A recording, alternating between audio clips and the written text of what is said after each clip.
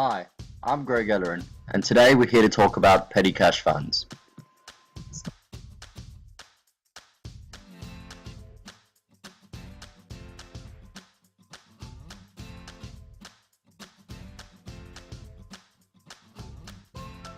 While we understand a petty cash fund is an amount of cash kept on hand to pay for minor expenditures, we separate it into three separate accounts: establishing the fund, making payments from the fund, and replenishing the fund.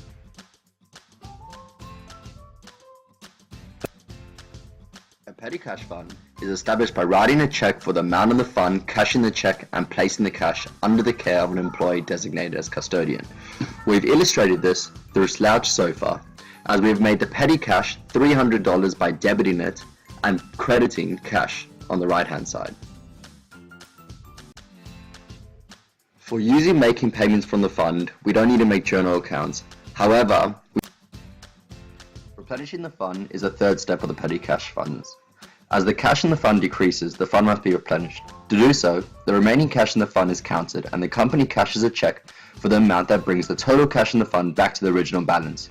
The receipts in the fund are then used as documentation for recording expenses. The final step of the petty cash fund is the cash over and short. When a petty cash fund is replenished, the amount of cash needed for replenishment shall equal the total amount of receipts. However, this will not always be the case. When a petty cash fund is replenished, the amount of cash needed for replenishment should equal the total amount of receipts. However, this would not always be the case.